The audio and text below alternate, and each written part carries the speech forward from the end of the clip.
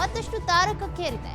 ಕಾಂಗ್ರೆಸ್ನ ರಾಷ್ಟ್ರ ನಾಯಕರು ಅಯೋಧ್ಯೆ ರಾಮ ಮಂದಿರ ಉದ್ಘಾಟನೆ ಕಾರ್ಯಕ್ರಮಕ್ಕೆ ಹೋಗಲ್ಲ ಅಂದಿದ್ದೇ ತಡ ಕೈಕಮಲ ನಾಯಕರ ನಡುವೆ ವಾಕ್ಸಮರ ಮತ್ತಷ್ಟು ಜೋರಾಗಿದೆ.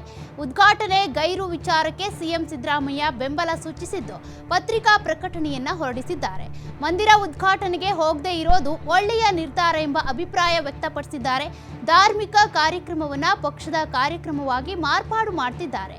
ಅಪೂರ್ಣಗೊಂಡಿರುವ ದೇವಸ್ಥಾನದ ಉದ್ಘಾಟನೆಗೆ ಆತುರವೇನು ಅಂತ ಪ್ರಶ್ನಿಸಿದ್ದಾರೆ. ಇದೇ ವೇಳೆ ಲೋಕಸಭೆ ಚುನಾವಣೆಗೆ ಗೆಲ್ಲೋದಕ್ಕೆ ಬಿಜೆಪಿಯವರು ರಾಮನನ್ನೇ ರಾಜಕೀಯಕ್ಕೆ ತಂದಿದ್ದಾರೆ.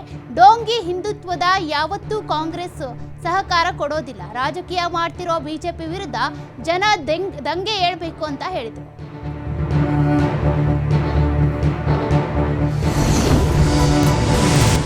ರಾಮ ಮಂದಿರ ಉದ್ಘಾಟನೆ ಕಾರ್ಯಕ್ರಮವನ್ನ ಬಹಿಷ್ಕರಿಸಿದವರ ಪರ ಬೆಂಬಲ ಸೂಚಿಸಿದ ಸಿಎಂ ವಿರುದ್ಧ ಮಾಜಿ ಸಿಎಂ ಬಿಎಸ್ ಯಡಿಯೂರಪ್ಪ ಕಿಡಿಕಾರಿದ್ದಾರೆ. ಬೆಂಗಳೂರಿನಲ್ಲಿ ಮಾತನಾಡಿದ ಅವರು, ಆಮಂತ್ರಣ ಇದ್ರೂ ಕೂಡ ಕಾರ್ಯಕ್ರಮಕ್ಕೆ ಹೋಗದೇ ಇರೋದು ಕಾಂಗ್ರೆಸ್ನ ದುರ್ದೈವ. ಕೋಟ್ಯಾಂತರ ಹಿಂದೂಗಳ ಭಾವನೆಗೆ ಕಾಂಗ್ರೆಸ್ನವರು ಧಕ್ಕೆ ತರ್ತಿದ್ದಾರೆ. ಒಳ್ಳೆಯ ಕೆಲಸಕ್ಕೆ ಕಲ್ಲು ಹಾಕುವ ಕಾಂಗ್ರೆಸ್ ಮುಂದೊಂದು ದಿನ ಪಶ್ಚಾತ್ತಾಪ ಪಡುತ್ತೆ ಅಂತ ತಿರುಗೇಟು ನೀಡಿದರು.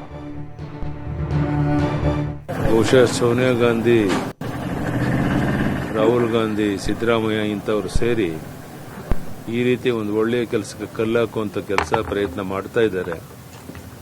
ಮುಂದೊಂದು ದಿನ ಅವರೇ ಪಶ್ಚಾತ್ತಾಪವನ್ನು ಪಡ್ತಾರೆ. ಈ ನಿಲುವನ್ನು ನಾನು ಖಂಡಿಸ್ತೇನೆ. ಈಗಲಾದರೂ ಅವನಿಗೆ ರಾಮ ಸದ್ಬುದ್ಧಿಯನ್ನು ಕೊಟ್ಟು ಯಾರಿಗೆ ಬರಬೇಕು ಅಂತ ಈಗಾಗಲೇ ಆಹ್ವಾನ ನೀಡಿದಾರೋ ಅವ್ರು ಹೋಗಿ ಕಾರ್ಯಕ್ರಮದಲ್ಲಿ ಭಾಗವಹಿಸುವಂತದ್ದು ಅವರ. ತಮ್ಮ ವಿರುದ್ಧ ಮಾತನಾಡಿದಂತಹ ಬಿಎಸ್ ಯಡಿಯೂರಪ್ಪಗೆ ಸಿದ್ದರಾಮಯ್ಯ ತಿರುಗೇಟು ನೀಡಿದ್ದಾರೆ. ನಾವು ಶ್ರೀರಾಮನ ವಿರುದ್ಧವಲ್ಲ, ನಾವೆಲ್ಲ ರಾಮನ ಭಕ್ತರೇ. ನಾವು ರಾಮನ ಪೂಜೆ ಮಾಡ್ತೀವಿ, ಭಜನೆ ಮಾಡ್ತೀವಿ.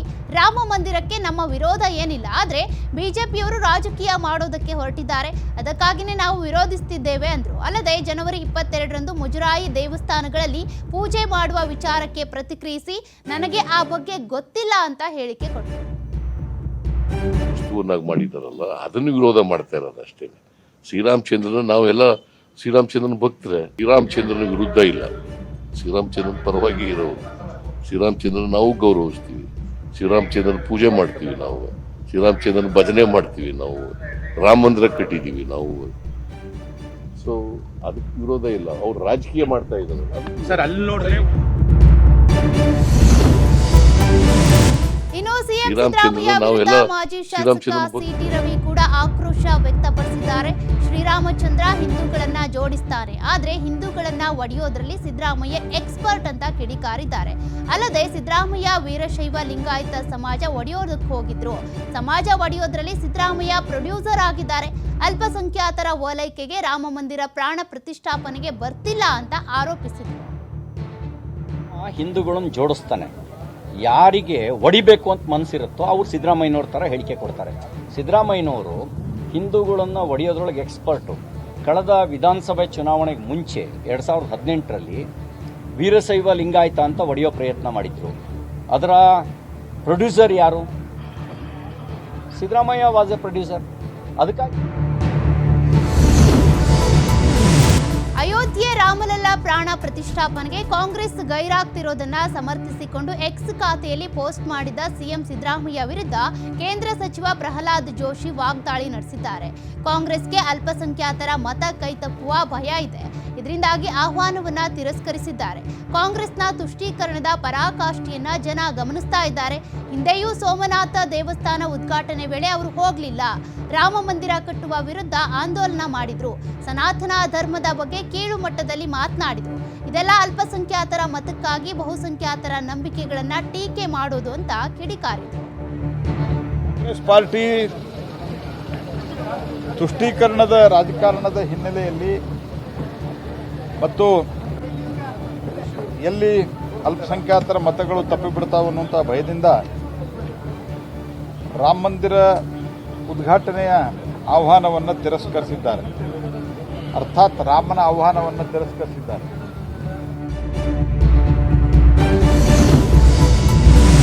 ಸಿಎಂ ಸಿದ್ದರಾಮಯ್ಯನವರ ಹೇಳಿಕೆಯನ್ನ ಶಾಸಕ ಜನಾರ್ದನ ರೆಡ್ಡಿ ಪರೋಕ್ಷವಾಗಿ ಸಮರ್ಥನೆ ಮಾಡಿಕೊಂಡಿದ್ದಾರೆ. ಕೊಪ್ಪಳದಲ್ಲಿ ಮಾತನಾಡಿದ ಅವರು, ಭಕ್ತಿ ಅನ್ನೋದು ಮನಸ್ಸಿಗೆ ಬಿಟ್ಟ ವಿಚಾರ, ಅದನ್ನ ಯಾರು ಕೂಡ ಫೋರ್ಸ್ ಮಾಡೋಕೆ ಆಗಲ್ಲ. ಅಂಜನಾದ್ರಿ ಅಭಿವೃದ್ಧಿ ವಿಚಾರದಲ್ಲಿ ಬಿಜೆಪಿ ಸಂಸದರ ಕಾರ್ಯ ಶೂನ್ಯವಾಗಿದೆ. 10 ವರ್ಷಗಳಲ್ಲಿ ಬಿಜೆಪಿಯವರು ಅದ್ಭುತ ಸಾಧನೆ ಮಾಡಬಹುದಾಗಿತ್ತು. ಮೋದಿಯವರು ಪ್ರಮಾಣ ವಚನ ತೆಗೆದುಕೊಂಡ ಮೇಲೆ ಶ್ರೀರಾಮನ ಸರ್ಕ್ಯೂಟ್ ಮಾಡ್ತೀನಿ ಅಂದಿದ್ರು. ಅಂಜನಾದ್ರಿ, ಶಬರಿ, ಪಂಚವಟಿ, ಭದ್ರಾಚಲ ಕಾರಿಡಾರ್ ಮಾಡ್ತೀನಿ ಅಂತ ಹೇಳಿದ್ರು. ಆದ್ರೆ ಕೊಪ್ಪಳ ಸಂಸದರಿಗೆ ಈ ಹಿಂದಿನ ಶಾಸಕರಿಗೆ ಅಭಿವೃದ್ಧಿ ಮಾಡೋ ಶಕ್ತಿ ಇರಲಿಲ್ಲ ಅನ್ಸುತ್ತೆ. ಈ ಕಾರಣಕ್ಕೆ ಬಿಜೆಪಿ ಅವಧಿಯಲ್ಲಿ ಅಂಜನಾದ್ರಿ ಅಭಿವೃದ್ಧಿ ಹೊಂದಿಲ್ಲ ಅಂತ ಹೇಳಿದ್ರು. ಭಕ್ತಿ ಅನ್ನೋದು ಅವ್ರವ್ರಿಗೆ ಬಿಟ್ಟಿದ್ದು.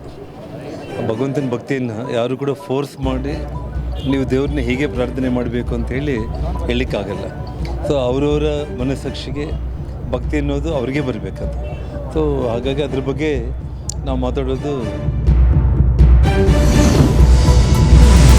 ರಾಮ ಮಂದಿರ ಉದ್ಘಾಟನೆ ಆಹ್ವಾನ ತಿರಸ್ಕರಿಸಿದವರನ್ನ ಬೆಂಬಲಿಸುತ್ತೇನೆ ಎಂದ ಸಿಎಂ ಸಿದ್ದರಾಮಯ್ಯ ವಿರುದ್ಧ ಮಾಜಿ ಸಿಎಂ ಕುಮಾರಸ್ವಾಮಿ ಅವರು ಕೂಡ ಕಿಡಿಕಾರಿದ್ದಾರೆ. ರಾಮ ಮಂದಿರ ಉದ್ಘಾಟನೆಯು ದೇಶದ ಹಬ್ಬ, ಇದರಲ್ಲಿ ಕಾಂಗ್ರೆಸ್ ನಾಯಕರು ಪಾಲ್ಗೊಳ್ಬೇಕಾಗಿತ್ತು. ಆದ್ರೆ ಕಾಂಗ್ರೆಸ್ ಯಾವ ಕಾರಣಕ್ಕೆ ಹೋಗ್ತಿಲ್ಲ ಅಂತ ಪ್ರಶ್ನಿಸಿದ್ದು, ಈ ಬಗ್ಗೆ ಸಾರ್ವಜನಿಕರಿಗೆ ಹೇಳಬೇಕು ಅಂದಿದ್ದಾರೆ. ದೇಶದ ಹಬ್ಬದಲ್ಲಿ ಎಲ್ಲಾ ಧರ್ಮದ ಜನರು ಕೂಡ ಭಾಗವಹಿಸಬೇಕು ಅಂತ ಎಚ್ ಡಿ ಕುಮಾರಸ್ವಾಮಿ ಅವರು ಹೇಳಿದರು. ಈ ಒಂದು ರಾಮ ಮಂದಿರದ ಉದ್ಘಾಟನೆ ಏನಿದೆ, ಇಡೀ ದೇಶದಾದ್ಯಂತ ಜನರ ಒಂದು ನಿರೀಕ್ಷೆ ಇದ್ದಂಥದ್ದು. ಹಲವಾರು ವರ್ಷಗಳಿಂದ ನಡೀತಾ ಇರತಕ್ಕಂಥ ಈ ಗೊಂದಲ ಏನಿದೆ, ಅದಕ್ಕೆ ಸುಪ್ರೀಂ ಕೋರ್ಟ್ನಿಂದ ಇನ್ನು ತೆರೆ ಎಳೆದಿದ್ದಾರೆ. ಅದರಿಂದ ಇಂಥ ಸಂದರ್ಭದಲ್ಲಿ ಇದು ಒಂದು ರೀತಿಯ ನಾಡ ಹಬ್ಬ ಅಂತಕ್ಕಂಥದ್ದು, ದೇಶದ ಹಬ್ಬ ಇದು, ಭಾರತದ ಹಬ್ಬ ಇದು, ರಾಮ ಮಂದಿರ ಉದ್ಘಾಟನೆ ಮಾಡ್ತಕ್ಕಂಥದ್ದು. ಅದರ ಜೊತೆಗೆ ನಂದು ಅಭಿಪ್ರಾಯ, ರಾಮ ಮಂದಿರ ಉದ್ಘಾಟನೆಯ ಒಂದು ಉತ್ಸಾಹ ಏನಿದೆ, ನಿಜವಾದ ರಾಮರಾಜ್ಯವನ್ನು ದೇಶದಲ್ಲಿ ತರಬೇಕು ಅಂತಕ್ಕಂಥದ್ದು. ಭಾರತದಲ್ಲಿ ಇಲ್ಲಿಯವರೆಗೆ ಜಾತ್ಯತೀತ ಮುಖವಾಡ ಹಾಕಿಕೊಂಡಿರುವ ಕಾಂಗ್ರೆಸ್ನ ಬಣ್ಣ ಬಯಲಾಗಿದೆ ಅಂತ ಕೋಟಾ ಶ್ರೀನಿವಾಸ್ ಪೂಜಾರಿ ಕಿಡಿಕಾರಿದ್ದಾರೆ. ಬೆಂಗಳೂರಿನಲ್ಲಿ ಮಾತನಾಡಿದ ಅವರು, ಇಲ್ಲಿವರೆಗೆ ಕಾಂಗ್ರೆಸ್ ಜಾತ್ಯತೀತ ಅಂತ ಹೇಳ್ಕೊಂಡು ಬರ್ತಾ ಇತ್ತು. ಈಗ ರಾಮ ಮಂದಿರ ಆಹ್ವಾನ ತಿರಸ್ಕರಿಸುವ ಮೂಲಕ ಇದೊಂದು ಮತೀಯ ರಾಜಕೀಯ ಪಕ್ಷ ಅನ್ನೋದನ್ನ ಸಾಬೀತು ಮಾಡಿದೆ. ಭಕ್ತಾದಿಗಳೇ ಹಣ ಹಾಕಿ ದೇವಾಲಯ ಕಟ್ಟಿರುವ ಐತಿಹಾಸಿಕ ಕಾರ್ಯಕ್ರಮದಲ್ಲಿ ಭಾಗವಹಿಸೋದನ್ನ ಬಿಟ್ಟು ಅವರು ಬಹಿಷ್ಕಾರ ಮಾಡಿದ್ದಾರೆ. ಕಾಂಗ್ರೆಸ್ನವರು ಒಂದು ಕಾಲದಲ್ಲಿ ರಾಮನೇ ಕಾಲ್ಪನಿಕ ಅಂತ ಹೇಳಿದ್ರು ಅಂತೇಳಿ ಕೋಟಾ ಶ್ರೀನಿವಾಸ್ ಪೂಜಾರಿ ಕಿಡಿಕಾರಿದ್ರು. ಇಲ್ಲಿಯವರೆಗೆ ಜಾತ್ಯತೀತತೆಯ ಮುಖವಾಡವನ್ನು ಹಾಕಿರುವಂಥ ಕಾಂಗ್ರೆಸ್ ಪಕ್ಷದ ಬಣ್ಣ ಬಯಲಾಗಿದೆ. ಇಲ್ಲಿವರೆಗೆ ಕೂಡ ಕಾಂಗ್ರೆಸ್ ಪಕ್ಷ ಏನು ಹೇಳ್ತಿತ್ತು ಅಂದರೆ, ನಾನು ಜಾತ್ಯತೀತ ಅಂತ ಹೇಳ್ತಾ ಇತ್ತು. ಯಾವ ದಿವಸ ಶ್ರೀರಾಮ ಮಂದಿರದ ಆಹ್ವಾನವನ್ನು ತಿರಸ್ಕರಿಸಿತೋ ಇದೊಂದು ಮತೀಯವಾದಂಥ ರಾಜಕೀಯ ಪಕ್ಷ ಅನ್ನೋದಕ್ಕೆ ಇವತ್ತು ಸ್ಪಷ್ಟವಾದಂಥ ಆದೇಶ. ರಾಮ ಮಂದಿರ ಉದ್ಘಾಟನೆ ಆಹ್ವಾನ ತಿರಸ್ಕರಿಸಿರೋ ಕಾಂಗ್ರೆಸ್ನ ವಿರುದ್ಧ ಶಾಸಕ ಯತ್ನಾಳ್ ಕೂಡ ಕಿಡಿಕಾರಿದ್ದಾರೆ. ಎಕ್ಸ್ ಖಾತೆಯ ಮೂಲಕ ಪೋಸ್ಟ್ ಹಂಚಿಕೊಂಡ ಶಾಸಕ ಬಸನಗೌಡ ಪಾಟೀಲ್ ಯತ್ನಾಳ್, ಕಾಂಗ್ರೆಸ್ ಪಕ್ಷದ ನೈಜ ಮನಸ್ಥಿತಿ ಹಿಂದೂ ವಿರೋಧಿ ಆಗಿದೆ. ಅವರ ನಿಲುವು ಏನೆಂದು ತಿಳಿಯೋದಕ್ಕೆ ಇದೊಂದು ಉತ್ತಮವಾದ ಉದಾಹರಣೆ. ಇದಕ್ಕಿಂತ ಉದಾಹರಣೆ ಏನ್ ಬೇಡ.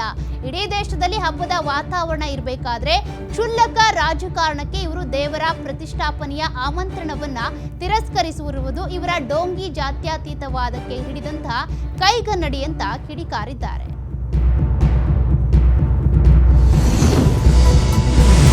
ಇನ್ನು ರಾಮ ಮಂದಿರ ಉದ್ಘಾಟನೆಗೆ ಭಾಗಿಯಾಗಲ್ಲ ಎಂಬ ಕಾಂಗ್ರೆಸ್ ನಾಯಕರ ಹೇಳಿಕೆಗೆ ಶಾಸಕ ಪ್ರದೀಪ್ ಈಶ್ವರ್ ಪ್ರತಿಕ್ರಿಯಿಸಿದ್ರು. ಈ ಬಗ್ಗೆ ಮಾತನಾಡಿದ ಅವರು, ನಾನು ಶ್ರೀರಾಮನ ಭಕ್ತ, ನಾವು ಕೂಡ ರಾಮನನ್ನ ಆರಾಧಿಸ್ತೇವೆ. ಬಿಜೆಪಿಯವರ ರೀತಿ ಧರ್ಮಗಳ ಮಧ್ಯೆ ಕಿತ್ತಾಟ ತರೋದಿಲ್ಲ. ಎಲ್ಲಾ ಧರ್ಮಗಳನ್ನ ಕಾಂಗ್ರೆಸ್ ಸಮಾನವಾಗಿ ಕಾಣುತ್ತೆ ಅಂದ್ರು. ಇದೇ ವೇಳೆ ಸಿದ್ದರಾಮಯ್ಯ ಬಗ್ಗೆ ಮಾತನಾಡಬೇಕಾದ್ರೆ ನಾಲಿಗೆ ಬಿಗಿ ಹಿಡಿದು ಮಾತನಾಡಬೇಕು ಅಂತ ಸಂಸದ ಪ್ರತಾಪ್ ಸಿಂಹ ವಿರುದ್ಧ ವಾಗ್ದಾಳಿ ನಡೆಸಿದ್ರು. ಜೊತೆಗೆ ಶ್ರೀರಾಮಚಂದ್ರ ಬಿಜೆಪಿಯವರ ಅಪ್ಪನ ಮನೆ ಏನು ಆಸ್ತಿಯೇನಲ್ಲ, ನಾವು ಹಿಂದೂಗಳೇ, ನಮಗೆ ಶ್ರೀರಾಮಚಂದ್ರ ಆರಾಧ್ಯ ದೈವರೇ, ಇಲ್ಲೂ ರಾಮನ ಭಕ್ತರಿದ್ದಾರೆ ಅಂತ ಬಿಜೆಪಿ ವಿರುದ್ಧ ಕೂಡ ವಾಗ್ದಾಳಿ ನಡೆಸಿದ್ರು. ಹಿಂದೂಗಳ ಆರಾಧ್ಯ, ನಾನು ಶ್ರೀರಾಮ ಭಕ್ತ, ನಾವು ಶ್ರೀರಾಮನನ್ನ ಆರಾಧಿಸ್ತೀವಿ, ಅಲ್ಲ ಯೇಸುವನ್ನ ಗೌರವಿಸ್ತೀವಿ. ಆದರೆ ಈ ಬೇಜಿಯಪ್ಪನವ್ರ ಥರ ಧರ್ಮಗಳ ಮಧ್ಯೆ ಕಿತ್ತಾಟ ತರಲಿಕ್ಕೆ ಅಭಿಮಾನ. ಮತ್ತೆ ನಾನು ಎಲ್ರಿಗೂ ಹೇಳಕ್ಕೆ ಇಷ್ಟಪಡ್ತೀನಿ, ಚುನಾವಣೆ ಅಜೆಂಡಾ ಬೇರೆ ಬೇರೆ. ಇವತ್ತು ನಮ್ಮ ಯಾತ್ರೆ ಇದೆ, 6000 ಕಿಲೋಮೀಟರ್, ಆ ಬ್ಯುಸಿಯಲ್ಲಿದ್ದಾರೆ. ನಮಗಂತೂ ನಾವು ಎಲ್ಲ ಧರ್ಮಗಳನ್ನು ಸಮಾನವಾಗಿ ಕುಮಾರಸ್ವಾಮಿ ಪ್ರತಿಕ್ರಿಯೆ ನೀಡಿದ್ದಾರೆ. ಚಿಕ್ಕಮಗಳೂರಿನಲ್ಲಿ ಮಾತನಾಡಿದ ಅವರು, ಕಳೆದ ಬಾರಿಯ ಲೋಕಸಭಾ ಎಲೆಕ್ಷನ್ ಬೇರೆ, ಈ ಬಾರಿಯ ಎಲೆಕ್ಷನ್ನೇ ಬೇರೆ. ಇವತ್ತು ಮಂಡ್ಯದಲ್ಲಿ ಸಾಮಾನ್ಯ ಕಾರ್ಯಕರ್ತರು ಕೂಡ ಗೆಲ್ಲುವ ವಾತಾವರಣ ಇದೆ ಎಂದಿದ್ದಾರೆ. ಅಲ್ಲದೆ ಕಳೆದ ಬಾರಿ ಬಿಜೆಪಿ ಕಾಂಗ್ರೆಸ್ ಬೆಂಬಲಿಗರೆಲ್ಲರೂ ಕೂಡ ಪಕ್ಷೇತರ ಅಭ್ಯರ್ಥಿ ಪರ ಮತ ಹಾಕಿದ್ರು. ಆದರೆ ಈಗ ಮಂಡ್ಯದಲ್ಲಿ ಆ ವಾತಾವರಣ ಇಲ್ಲ ಅಂತ ಹೇಳಿದ್ರು. ಏನೇ ಇದ್ರೂ ಮಂಡ್ಯದಲ್ಲಿ ಒಬ್ಬ ಸಾಮಾನ್ಯ ನಮ್ಮ ಪಕ್ಷದ ಕಾರ್ಯಕರ್ತರು ನಿಂತು ಗೆಲ್ತಕ್ಕಂಥ ವಾತಾವರಣ ಈ ಬಾರಿ ಇದೆ. ಸರಿ, ಕಳೆದ ಬಾರಿ ನಡೆದ ಚುನಾವಣೆ ಬೇರೆ. ಎಲ್ಲ ಪಕ್ಷಗಳು ಅದು ಹೊಂದಾಣಿಕೆ ಅಂತ ಕಾಂಗ್ರೆಸ್ ಜೊತೆಲಿ ಇದ್ದರು. ಸಂಪೂರ್ಣ ಕಾಂಗ್ರೆಸ್ 100 ಭಾಗ ಅಂದರೆ ಒಂದು 2-3% ಮಾಡಿರ್ಬೋದು ನಮಗೆ. ಇನ್ನು ಉಳಿದವರೆಲ್ಲ ಪಕ್ಷೇತರ ಅಭ್ಯರ್ಥಿಗೆ ಕೆಲಸ ಮಾಡಿರ್ತಕ್ಕಂಥ BJP, ಕಾಂಗ್ರೆಸ್ಸು, ಅಲ್ಲಿಂದ ರೈತ ಸಂಘ ಎಲ್ಲ ಒಟ್ಟಾಗಿ ಕೆಲಸ ಮಾಡಿದ್ರು. ಈ ಬಾರಿ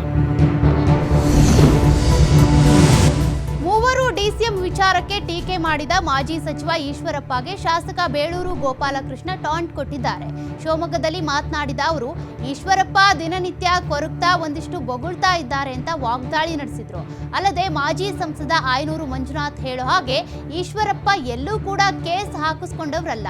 ಈಗ ಡಿಸಿಎಂ ವಿಚಾರಕ್ಕೆ ಜಿಲ್ಲೆಗೊಂದು ಡಿಸಿಎಂ ಮಾಡಿ ಅಂತ ಹೇಳಿ ಟೀಕಿಸಿದ್ದಾರೆ ಅಂತ ಕಿಡಿಕಾರಿದ ಅವರು, ನಿಮ್ ಕಾಲದಲ್ಲಿ ಮೂವರು ಡಿಸಿಎಂ ಇರ್ಲಿಲ್ವಾ ಅಂತ ಪ್ರಶ್ನಿಸಿದ್ರು. ಅಲ್ಲದೆ ಸುಮ್ಮನೆ ಮಾತನಾಡೋದು ಈಶ್ವರಪ್ಪ ಅವರಿಗೆ ಚಟ ಅಂತ ಕಿಡಿಕಾರಿದ್ರು.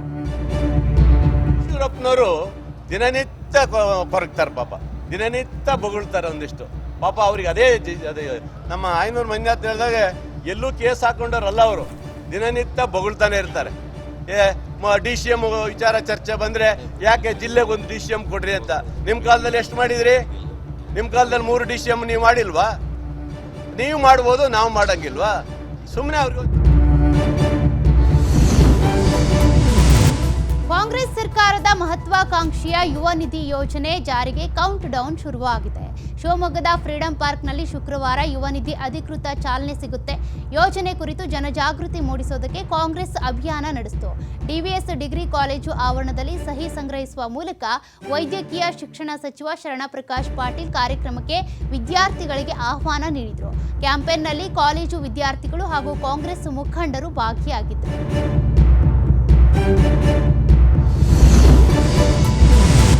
ಚಿತ್ರದುರ್ಗ ಜಿಲ್ಲೆಯ ಹೊಳಲ್ಕೆರೆಯಲ್ಲಿ 2 ಗುಂಪುಗಳ ನಡುವೆ ಮಾರಾಮಾರಿ ನಡೆದಿದೆ. ಪುರಸಭೆ ಸದಸ್ಯರು ಮತ್ತು ಬೆಂಬಲಿಗರ ನಡುವೆ ಹೊಡೆದಾಟ ನಡೆದಿದ್ದು, ಕೈಗೆ ಸಿಕ್ಕ ಕಲ್ಲು ದೊಣ್ಣೆಗಳಿಂದ ಪರಸ್ಪರ ಗಲಾಟೆ ನಡೆಸಿದ್ದಾರೆ.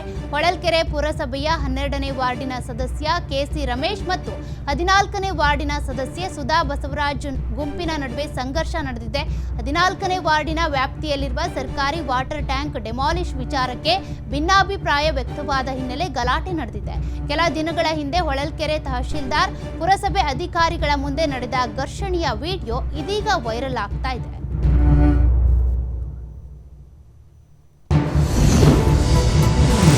ಅಯೋಧ್ಯೆಯಲ್ಲಿ ಶ್ರೀರಾಮ ಮಂದಿರ ಉದ್ಘಾಟನೆಗೆ ದಿನಗಣನೆ ಶುರುವಾಗಿದೆ. ದೇಶದಾದ್ಯಂತ ಬಿಜೆಪಿಯಿಂದ ಮಂತ್ರಾಕ್ಷತೆ ವಿತರಣೆ ಆರಂಭವಾಗಿದೆ.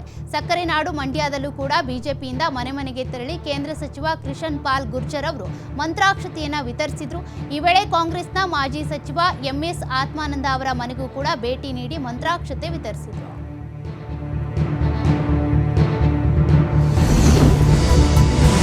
ಚಿಕ್ಕಮಗಳೂರಿನ ಗೇರುಮರಡಿ ಗ್ರಾಮದ ಗೊಲ್ಲರಹಟ್ಟಿಯಲ್ಲಿ ದಲಿತ ಯುವಕನ ಮೇಲೆ ಹಲ್ಲೆ ಆರೋಪ ಪ್ರಕರಣ ದಿನಕ್ಕೊಂದು ತಿರುವನ್ನ ಪಡ್ಕೊಳ್ತಾ ಇದೆ.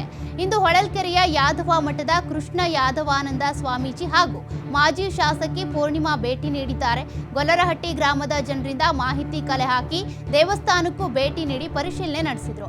ಮೊನ್ನೆಯಷ್ಟೇ ದಲಿತ ಸಂಘರ್ಷ ಸಮಿತಿಯ ರಾಜ್ಯ ಮುಖಂಡರು ಗ್ರಾಮಕ್ಕೆ ತೆರಳಿ ರಂಗಸ್ವಾಮಿ ದೇವಸ್ಥಾನಕ್ಕೆ ಭೇಟಿ ನೀಡಿ ಹಲ್ಲೆಗೊಳಗಾದ ಯುವಕನ ಕೈಯಲ್ಲೇ ಪೂಜೆ ನೆರವೇರಿಸಿದ್ರು. ಈ ಬೆನ್ನಲ್ಲೇ ಯಾದವ ಮಠದ ಸ್ವಾಮೀಜಿ ಹಾಗೂ ಮಾಜಿ ಶಾಸಕಿ ಭೇಟಿ ನೀಡಿದ್ದಾರೆ.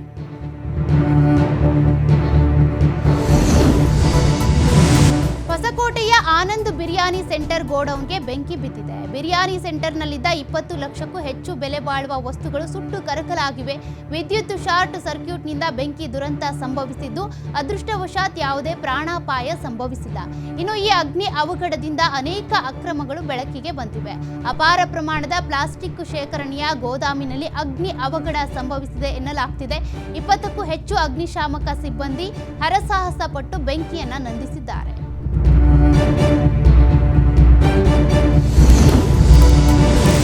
ವಿಜಯಪುರ ಜಿಲ್ಲೆಯಲ್ಲಿ ದರೋಡೆಕೋರರ ಗ್ಯಾಂಗ್ ಒಂದು ಆಕ್ಟಿವ್ ಆಗಿದೆ. ಚಡ್ಡಿ, ಬನಿಯಾನ್, ಮಂಕಿ ಕ್ಯಾಪ್ ಧರಿಸಿರುವ ಕಳ್ಳರು ಮನೆಗಳಿಗೆ ನುಗ್ಗಿ ದರೋಡೆ ಮಾಡ್ತಿರೋದು ಬೆಳಕಿಗೆ ಬಂದಿದೆ. ಮನೆಯಲ್ಲಿ ಯಾರೂ ಇಲ್ಲದಿರೋದನ್ನ ಗಮನಿಸಿ ಕಾಂಪೌಂಡ್ ಹಾರಿ ಮನೆಗೆ ನುಗ್ಗುವ ದೃಶ್ಯ ಸಿಸಿಟಿವಿಯಲ್ಲಿ ಸೆರೆಯಾಗಿದೆ. ಘಟನೆಯಿಂದ ವಿಜಯಪುರದ ಜನತೆ ಬೆಚ್ಚಿ ಬಿದ್ದಿದ್ದಾರೆ. ಇದರ ಬೆನ್ನಲ್ಲೇ ಸಾರ್ವಜನಿಕರು ಎಚ್ಚರಿಕೆಯಿಂದ ಇರುವಂತೆ ಪೊಲೀಸರು ಸೂಚನೆ ಹೊರಡಿಸಿದ್ದಾರೆ. ಮನೆ ಮನೆಗೆ ನುಗ್ಗಿ ನಗದು, ಚಿನ್ನ ದೋಚುವ ಕಳ್ಳರ ಬಗ್ಗೆ ಎಚ್ಚರವಾಗಿರುವಂತೆ ಹಾಗೂ ಬೆಲೆ ಬಾಳುವ ವಸ್ತುಗಳ ಬಗ್ಗೆ ಜಾಗೃತಿ ವಹಿಸಿ ಅಂತ ಪೊಲೀಸರು ಎಚ್ಚರಿಕೆ ಕೊಟ್ಟಿದ್ದಾರೆ.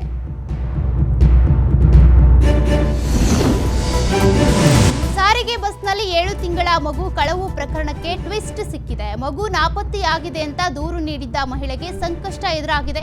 ಮೈಸೂರಿನ ಟಿ ನರಸೀಪುರ ತಾಲೂಕಿನ ವಡ್ಡರಕೊಪ್ಪಲು ನಿವಾಸಿ ಸವಿತಾ ಎಂಬಾಕೆ ಮಗು ನಾಪತ್ತೆ ಆಗಿದೆ ಅಂತ ಬೇರೊಬ್ಬರ ಮಗುವಿನ ಫೋಟೋ ನೀಡಿ ದೂರು ಸಲ್ಲಿಸಿದ್ರು. ಆದರೆ ತನಿಖೆಗಿಳಿದ ಪೊಲೀಸರಿಗೆ ಶಾಕ್ ಎದುರಾಗಿದೆ. ಮಗು ನಾಪತ್ತೆ ಬಗ್ಗೆ ದೂರು ದಾಖಲಾಗ್ತಾ ಇದ್ದಂತೆ ಪೊಲೀಸರು ಸಾಮಾಜಿಕ ಜಾಲತಾಣದಲ್ಲಿ ಮಾಹಿತಿ ಹಂಚಿಕೊಂಡಿದ್ರು.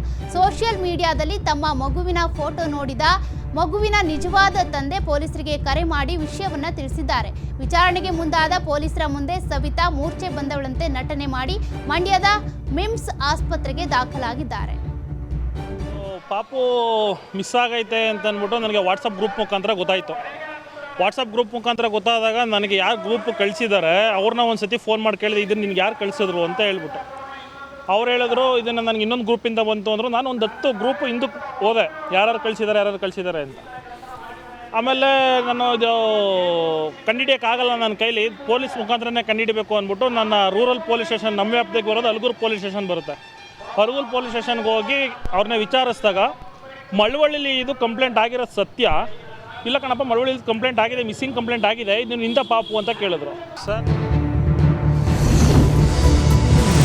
ಬೆಳಗಾವಿ ಜಿಲ್ಲೆ ಹುಕ್ಕೇರಿ ತಾಲೂಕಿನ ಉಳ್ಳಾಗಡ್ಡಿ ಖಾನಾಪುರದಲ್ಲಿ ಹಾಲು ಸೇವಿಸಿ 23 ವಿದ್ಯಾರ್ಥಿಗಳು ಅಸ್ವಸ್ಥಗೊಂಡಿದ್ದಾರೆ. ಹಾಲಿನಲ್ಲಿ ಹಲ್ಲಿ ಬಿದ್ದಿದ್ರೂ ಕೂಡ ಅದನ್ನ ಗಮನಿಸದೆ ಶಾಲೆಯಲ್ಲಿ ಮಕ್ಕಳಿಗೆ ಅದೇ ಹಾಲನ್ನ ವಿತರಿಸಲಾಗಿತ್ತು.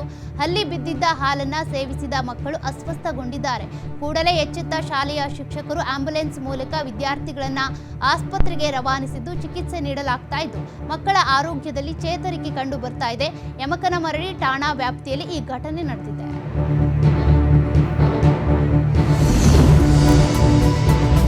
ಗ್ರಾಮ ಪಂಚಾಯತ್ ಮಾಜಿ ಅಧ್ಯಕ್ಷನನ್ನ ಬರ್ಬರವಾಗಿ ಕೊಲೆ ಮಾಡಲಾಗಿದೆ. ತಾಲೂಕಿನ ನಿರ್ನಾವಾಡಿ ಗ್ರಾಮದಲ್ಲಿ ಜಮೀನು ಸರ್ವೆ ವಿಚಾರವಾಗಿ ನಿನ್ನೆ ಗಲಾಟೆ ನಡೆದಿತ್ತು.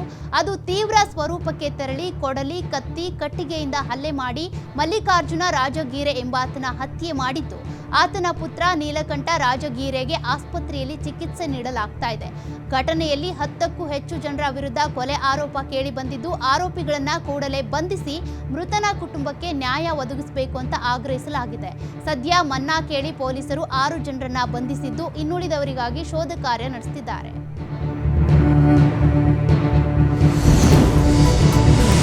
ಹಾಸನ ಜಿಲ್ಲೆಯಲ್ಲಿ ದಸರಾ ಅಂಬಾರಿ ಆನೆ ಅರ್ಜುನನನ್ನ ಕೊಂದಿದ್ದ ಪುಂಡಾನೆ ಸೆರೆ ಹಿಡಿಯೋದಕ್ಕೆ ಕಾರ್ಯಾಚರಣೆ ಆರಂಭವಾಗಿದೆ. ಬೇಲೂರು ತಾಲೂಕಿನ ಬಿಕ್ಕೋಡು ಗ್ರಾಮದಿಂದ ಕಾರ್ಯಾಚರಣೆ ಆರಂಭವಾಗಿದೆ. ಹಾಸನದಲ್ಲಿ ಅರ್ಜುನ ಆನೆ ಕೊಂದಿದ್ದ ಪುಂಡಾನೆ ಹಿಡಿಯೋದಕ್ಕೆ ಮಾವುತರು ಮನವಿ ಮಾಡಿದ ಹಿನ್ನೆಲೆ ಅಭಿಮನ್ಯು ನೇತೃತ್ವದಲ್ಲಿ ಪುಂಡಾನೆ ಸೆರೆ ಕಾರ್ಯಾಚರಣೆ ನಡೀತಾ ಇದೆ.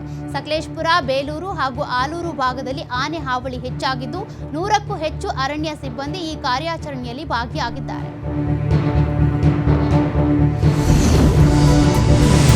ಈ ಬಾರಿಯ ಗಣರಾಜ್ಯೋತ್ಸವದಲ್ಲಿ ರಾಜ್ಯದ ಸ್ತಬ್ಧ ಚಿತ್ರಕ್ಕೆ ಅವಕಾಶ ಸಿಗದ ಹಿನ್ನೆಲೆ ಕೇಂದ್ರ ಸರ್ಕಾರದ ವಿರುದ್ಧ ಸಚಿವ ಡಾಕ್ಟರ್ ಎಚ್.ಸಿ. ಮಹದೇವಪ್ಪ ವಾಗ್ದಾಳಿ ನಡೆಸಿದ್ದಾರೆ.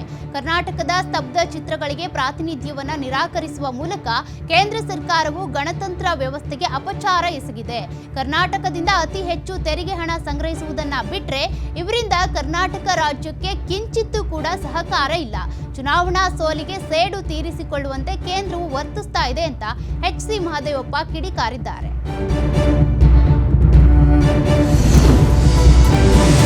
ವೈದ್ಯೆಯೊಬ್ಬರ ಬ್ಯಾಂಕ್ ಖಾತೆಯಿಂದ 5,91,200 ರೂಪಾಯಿ ನಯ ವಂಚನೆ ಮಾಡಲಾಗಿದೆ. ರೆಸ್ಟೋರೆಂಟ್ ರಿವ್ಯೂ ಮಾಡಿದ್ರೆ ಹಣ ಗಳಿಸಬಹುದು ಅಂತ ನಂಬಿಸಿ ಕದಿಮರು ವೈದ್ಯೆಯನ್ನ ವಂಚಿಸಿದ್ದಾರೆ.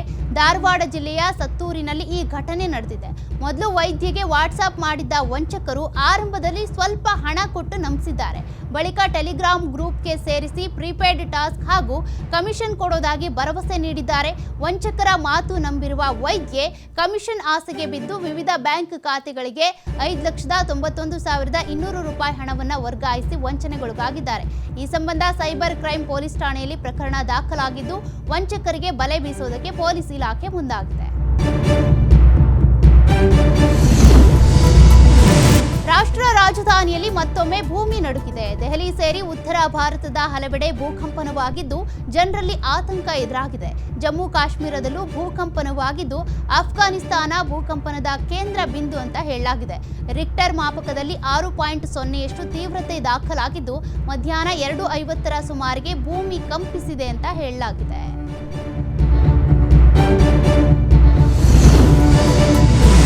ಶಾಲೆಯೊಂದರಲ್ಲಿ ವಿದ್ಯಾರ್ಥಿಗಳು ಜೈ ಶ್ರೀರಾಮ್ ಅಂತ ಹೇಳುವ ದೃಶ್ಯ ಸಾಮಾಜಿಕ ಜಾಲತಾಣಗಳಲ್ಲಿ ವೈರಲ್ ಆಗ್ತಾ ಇದೆ. ಉತ್ತರ ಗುಜರಾತ್ನ ಜನಾಂತ್ಯದಲ್ಲಿರುವಂತಹ ಶಾಲೆಯೊಂದರಲ್ಲಿ ವಿದ್ಯಾರ್ಥಿಗಳು ಶಿಕ್ಷಕರಿಗೆ ಜೈ ಶ್ರೀರಾಮ್ ಅಂತ ಹೇಳುವ ಮೂಲಕ ಗೌರವ ಸೂಚಿಸಿದ್ದಾರೆ. ಜೊತೆಗೆ ಹಾಜರಿ ಕರೆಯುವಂತಹ ಸಂದರ್ಭದಲ್ಲೂ ಕೂಡ ಜೈ ಶ್ರೀರಾಮ್ ಅಂತಾನೆ ಉಚ್ಚರಿಸಿದ್ದಾರೆ.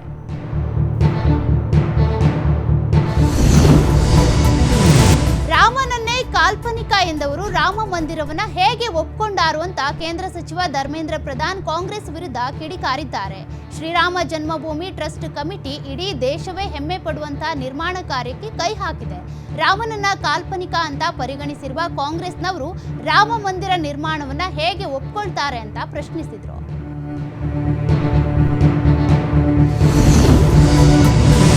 ವಿಶ್ವಸಂಸ್ಥೆಯ ಆರೋಗ್ಯ ಮಂಡಳಿಯಲ್ಲಿ ಕರ್ನಾಟಕ ಮೂಲದ ವೈದ್ಯರನ್ನ ನೇಮಿಸೋದಕ್ಕೆ ಅಮೆರಿಕ ಅಧ್ಯಕ್ಷ ಜೋ ಬೈಡನ್ ನಿರ್ಧರಿಸಿದ್ದಾರೆ.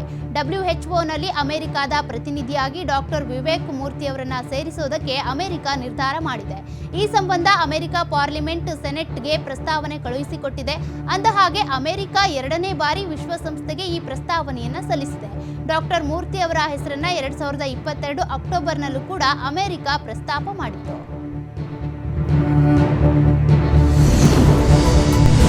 ಬ್ರಿಟನ್ ಪ್ರವಾಸ ಕೈಗೊಂಡಿರುವ ರಕ್ಷಣಾ ಸಚಿವ ರಾಜನಾಥ್ ಸಿಂಗ್ ಲಂಡನ್ನಲ್ಲಿ ಬ್ರಿಟನ್ ಪ್ರಧಾನಿ ರಿಷಿ ಸುನಾಕ್ ಅವರನ್ನ ಭೇಟಿ ಮಾಡಿ ಮಾತುಕತೆ ನಡೆಸಿದ್ರು.